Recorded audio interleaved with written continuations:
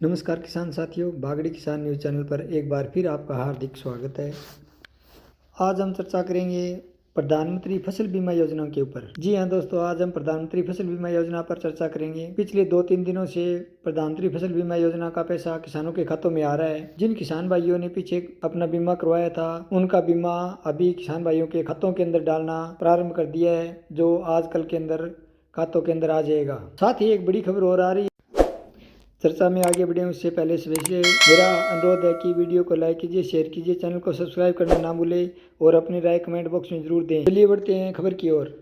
किसान साथियों, कि राजस्थान में प्रधानमंत्री फसल बीमा योजना के तहत एक बड़े वित्तीय घोटाले का मामला भी सामने आया है। कृषि मंत्री किरोड़ीलाल मीणा ने स्टेट बैंक ऑफ इंडिया की सालासर शाखा में बहुत बड़े रुपए की अनियमितता के कारण बड़ा घोटाले का रैकेट पकड़ा है। मामले की गंभीरता को देखते हुए उच्च स्तरीय जांच के आदेश दे दिए गए हैं। अनियमितताओं का शिकायत मिलने पर मंत्री जी ने विभागीय और बीमा अधिकारियों के साथ शाखा का औचक निरीक्षण किया। प्रारंभिक जांच में पाया गया कि 71 फर्जी किसानों को जाली दस्तावेजों के आधार पर बीमा योजना में पंजीकृत किया गया था।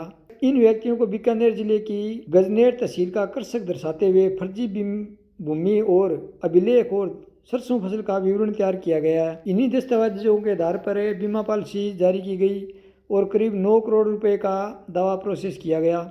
राजस्व सत्यापन से स्पष्ट हुआ कि जिन लाभार्थियों के नाम पर बीमा किया गया है, उनके पास कोई भूमि ही है ही नहीं। इन प्रविष्टियों के तहत लगभग 51 लाख रुपए प्रीमियम के रूप में जमा हुए, जिसमें 15.76 लाख रुपए राज्य और केंद्र सरकार की ओर से अंशदान के रूप में शामिल थे। अधिकारियों का कहना है कि समय रहते मामला सामने आने से 9 करोड़ रुपए का भुगतान रोक दिया गया है। मंत्री मीणा ने दावा किया है कि प्रदेश में करीब 15,000 भूमिहीन व्यक्तियों का भी इसी प्रकार फर्जी बीमा करवाया गया है, जिससे जुड़े आंकड़ों की संभावित राशि लगभग 1150 करोड़ रुपए तक पहुंच सकती है।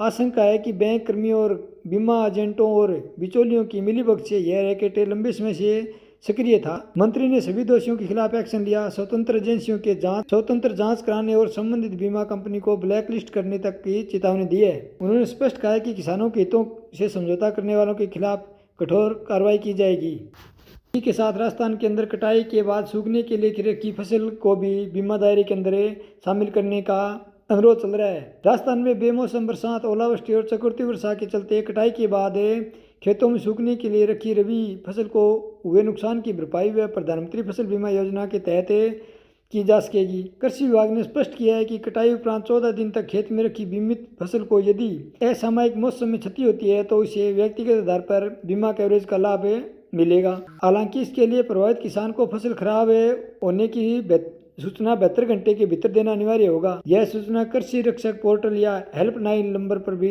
दर्ज करवाई जा सकती है। इसके अलावा किसान जिले में कार्यरत बीमा कंपनी, नजदीकी कृषि कार्यालय या संबंधित बैंक में निर्धारित प्रपत्र भरकर भी जानकारी दे सकता है। कृषि विभाग ने बीमा कंपनियों को निर्देश दिया है कि प्राप्त सभी इन्फॉर्मेशन में तत्काल फील्ड सर्वे शुरू कर नुकसान का आकलन करें, ताकि पात्र किसानों को समयबद्ध बीमा क्लेम प्रदान किया जा सके। विभाग के अधिकारियों को भी मौके पर पहुंचकर सर्वे प्रक्रिया तेज करने के निर्देश दिए हैं, जिससे प्रभावित किसानों को शीघ्र लाभ मिल सकेगा।